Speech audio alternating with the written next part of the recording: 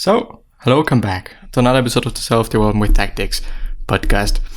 Today we're watching Be a Loser, the philosophy of Henri David Thoreau, I think, or Henry David, whatever.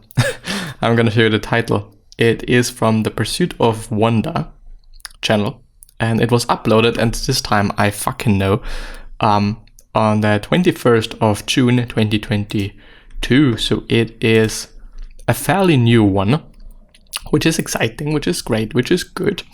And I have watched, I think, maybe the first 3 minutes or something, and I found it to be quite inspiring. Maybe it is due to the music, I don't really know, but I thought it's quite cool, quite good, and so I thought, well, let's go through it.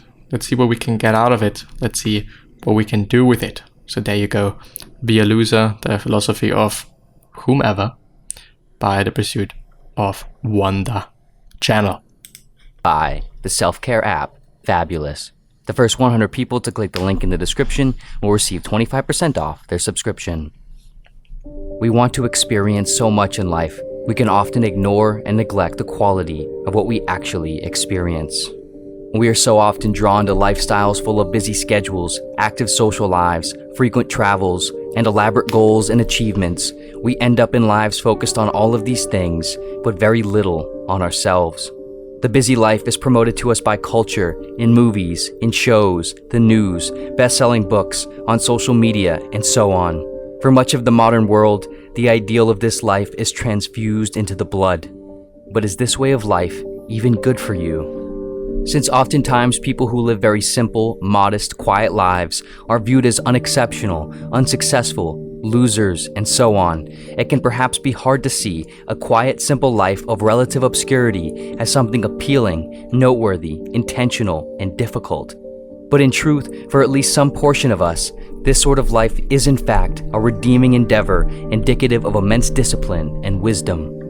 If a man does not keep pace with his companions, perhaps it is because he hears a different drummer. Let him step to the music he hears, however measured or far away. Which I think is a beautiful quote, and probably also like the point where I decided, well, let's go through it. If a man does not keep pace with his companions, perhaps it is because he hears a different drummer. Let him step to the music he hears, however measured or far away. I think, I don't necessarily think that people that are living on their own, people that are having a modest life, people that, may not be doing that much all day long. Maybe they are just, what I'm imagining is a person that is living in a forest, basically just hunting and trying to survive. And I think that sounds great. I really do. I really think, you of course, and this might just only because I know the life that one is having when there is social media, there is, and I don't want to demonize it, it's just, something to point out, modern day society, but also modern day medicine, and so on and so forth. I just know what it's like, period, nothing more, nothing less. And so I guess something that we're not having is always quite appealing, but most often I think we we would like to go back very, very soon. Very soon after we have lived a bit of this life, a bit of this different life that we are not used to, a bit of this different life that we're just normally not having. And well, I would say we all are probably quite fortunate, first of all, and also quite happy that we're having the life that we're having, period. Wrote 19th century American transcendentalist writer and philosopher Henry David Thoreau. And this also makes me believe and makes me think of something that I, for some reason, and I do not really know why, but I think through time it becomes quite clear or clearer. Reading a bit more.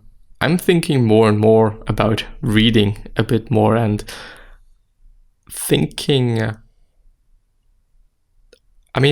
Sometimes reading a few lines in, I would not necessarily say a physical book, but I think it does have a certain feel to it.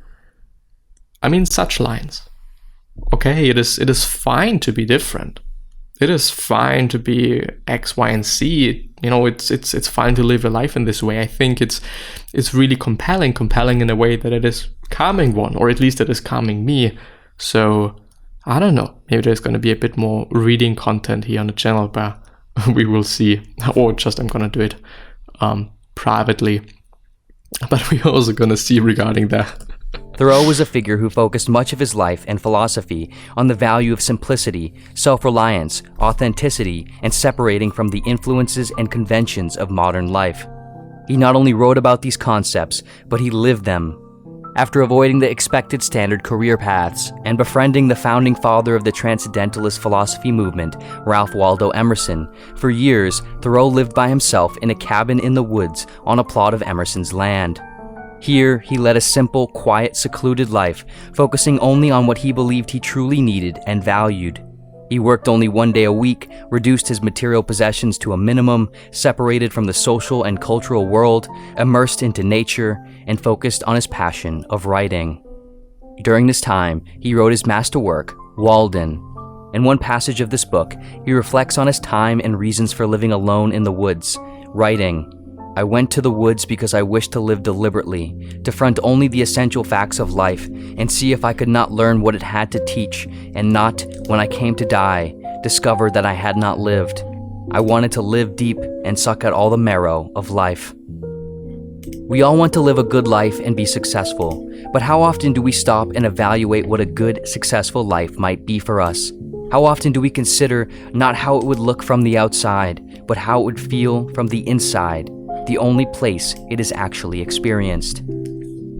Plainly, being successful merely means having adequately accomplished a predetermined goal or task. And so, arguably, being successful in life depends solely on having mindfully determined an overarching goal for how you want to live, and then living adequately that way. Thus, those who live a quiet, modest, simple life are just as successful as someone who lives a busy and culturally significant one. So long as in both cases, both ways of life are intentionally pursued, both are equally successful when obtained. Only in the case in which someone is living unintentionally and without deliberation is one unsuccessful. Thus, even on the highest of thrones, the remotest of destinations, and the most private of rooms, we might just as likely find examples of failure as we might in a small cabin in the woods. Throughout the years and throughout noticing, seeing, reading about, listening to quite successful people in an economical sense, and I think it is extremely important to differentiate between, okay, I am successful in an economical sense, or I am successful in terms of happiness, in terms of family building, in terms of whatever is actually important to this person. I mean, for me, something is important that might not be important for somebody else. You know, it is very subjective. And so it's clear that, okay, even though you are successful economically, doesn't mean that you're happy. And I know this is, I mean, duh, you don't fucking say. But I think it is something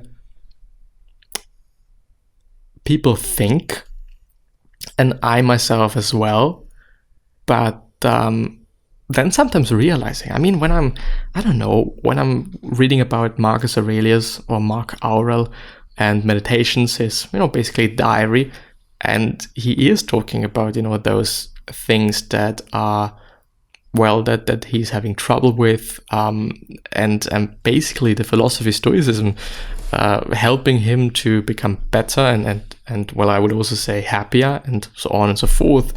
It makes it obvious that they also need to do things. They also need to work on their happiness and try to live as good as a life as they can. And I mean, just because I'm thinking about it, philosophy and religion, I guess, might, for some people at least, be a really great way to just have meaning in life, which is, according to Viktor Frankl and, well, I would say many more people, quite crucial to happiness and feeling good and feeling fulfilled. I mean, having a reason to wake up every day, having a reason to do things, having a reason to live. Whether it is indeed philosophy, religion, or somebody, a child, a spouse, and I think this is valid. I think it really is. Living for another person, and a person that is really important to you. Why shouldn't that be good? I think that there is quite, people having different opinions on that regarding, if this is your sole purpose, is it good? I would say it's valid. Why not? I mean, compared to having no purpose, compared to having no reason to live, why wouldn't I take this? Of course, some of us might find ourselves in conditions and circumstances we did not choose that cannot easily be broken free from. Conditions that come with financial, mental, or health constraints and responsibilities that require ways of life that we may not prefer. And of course, many of us do prefer busy, frantic, material lives. But for the number of us for whom this is not the case, if we choose to give up our time to people and things we don't value that take us from people and things we do, where a different, accessible orientation of our life would not require this, then perhaps we have ventured the wrong direction and would benefit from some amount of simplification, or at the very least, a reasonable renovation of our lives. Inevitably, we all must give up some portion of our time to people, things, and tasks that we do not want to. But the essential question we must ask ourselves, when we can, is how much, why, and for what. We all know that time is the only commodity that cannot be earned or bought back when it is gone. And in a fundamental sense, it is the only thing we truly have. And yet I wouldn't say that one should be obsessing about it. I do clearly understand, and it clearly does make sense that yes, time is something I cannot make, I cannot earn. It is something I have or do not have. I don't know when I'm gonna die. I also don't want to know. But I think obsessing about that and being like, I shouldn't waste my time, I should hustle. Don't think that this is good either. Thinking it that way, I think, isn't good. But thinking in a way of, okay, I'm having a set amount of time in my life. I can actually choose to like the time that I have. And I deliberately have chosen the word choose because to some degree I think we can choose to have a great life or, enjoy our lives. I mean, there are people that are having it way worse than we are having it, and which should not mean, by the way, that one should not complain, because pain is subjective. But a lot of them, I think, are having a happy life, period. So still, time is valuable, and I think also memento mori, you're gonna die. Think about that. we often exchange it haphazardly for reasons we don't think much about. We would never let anyone take our money or our car or any of our stuff, but yet we often freely let people and things and experiences take our time every day, month, year, and decade. And here is where we might call upon Thoreau, Emerson, and other great thinkers alike to realize the value of our deliberateness and focus on our time, our perception, and the internal experience of our lives, and not on things, other people's opinions, and that which we cannot control outside of ourselves. In short, Thoreau wrote, "I am convinced, both by faith and experience, that to maintain oneself on this earth is not a hardship but a pastime, if we will live simply and wisely." And I really want to repeat that. In short, I am convinced, both by faith and experience, that to maintain oneself on this earth is not a hardship but a pastime, if we will live simply and wisely. Perhaps we don't always need to take that new job with those greater responsibilities, accept that invitation to that concert or that party, go to that place we've seen everyone go, keep as many relationships with as many people as we can, try to keep up with everyone we know and see online, or by... This reminds me of a really a really great friend of mine that I am, and for the record, very, very happy to have, and I'm also very blessed to have in various ways. There is actually so much you can get from people, from loved ones, people that that you're not in a relationship with in you know what I mean, but those people. And I think a goal might also be being such a person oneself, giving so much to other people. Anyway, the sense of, I don't have to be financially successful. I don't have to have this, have to have that. A bit of a frugal life, a bit of a, not necessarily living on a budget, but also just, watching your expenses, and a bit of an easier life, a 4-hour work week, not working too much, having a lot of free time. This way of living that I also had to think more about, and to some degree also got to really love, which I think is and was incredibly important for me in terms of finding other reasons than things that you have to do to live. Basically, something that I kind of frequently struggle with. What should I do today? What makes sense to do today? What is important for me to do today? Besides the things that I just have to do for uni or work or whatever. Which might be this working for passing time, and working for I don't know, like just cluttering yourself with work just because there's something to do. Buy that new version of that new thing. Perhaps, rather, for some of us, we would be better served by focusing on how to draw down the items on the to-do list, the events on the calendar, the people we engage with, and instead, keep a relatively concise schedule with just a few important things and a few important people. In truth, an exciting life is a life in which we are excited to be alive, not necessarily one in which we are always frantically doing things. There is nothing impressive about living a life you do not like if you do not have to. And there is great virtue and heroism in simply staying sane, kind, spending meaningful time with a few close loved ones, and maintaining authenticity in one's work and life.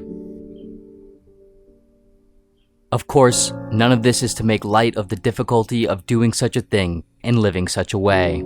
Swimming against the current of social conventions, of personal and cultural expectations of what you're currently doing is like trying to get back to the shoreline while the force of the ocean's current pulls you further and further out to sea.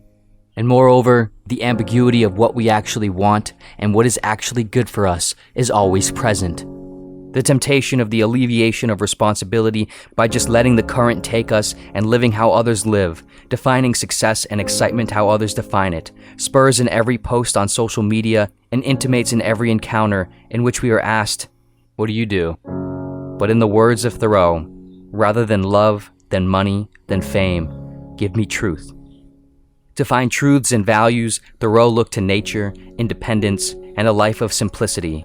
But arguably, where we look is perhaps far less important than why we look where we do. It is in Thoreau's deliberateness that we should draw inspiration from, not necessarily his lifestyle. A successful life is not one filled with important meetings, active social lives, high wealth, or fame, but nor is it one reduced to its most basic form, filled primarily with free time and leisure. A successful life is simply a conscious one made of authenticity, self-reliance, and continual adaptation toward who we are and how we want to live. In the end, the only shame of being unsuccessful in life is being unsuccessful in living how you want to, the best you can.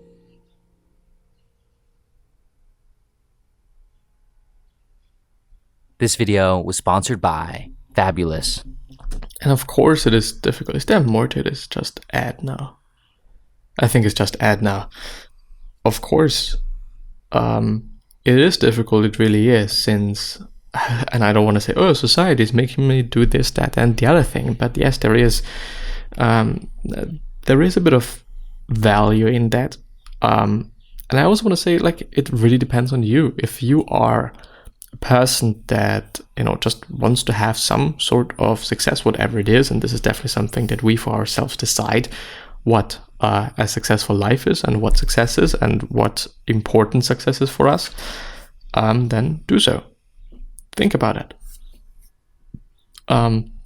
Because I was just thinking about, like, am I ever going to be like just only having leisure time? And I was very shortly, which was a great time. I was very shortly in the space of, okay, I'm just, doing some things and this is it for the day. And the rest of the day, I'm just, having my leisure time. Still, of course, doing the things that I have to do for uni, because of course I need to get some shit done, but not being obsessive about it, not doing too much, not having too much on my mind, and so on and so forth.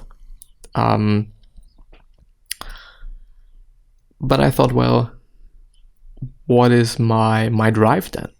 What am I doing? I mean, solely living for the leisure and living for kind of the pleasure is not necessarily something that kind of works for me, I think. And so I believe it is incredibly important to ask oneself questions and figure out what works for us, what doesn't, what is important for us, what isn't, and so on. But yeah, with that being said, I'm going to end the episode here. A very good one. I felt really good about today. But yeah, I am hopefully going to see you the next time. I really dearly hope at least. So see you soon. Bye-bye. And now we have to wait for a bit so that the outro is also in the stream and therefore also in the video. Sometimes it doesn't work. But yeah. Bye-bye.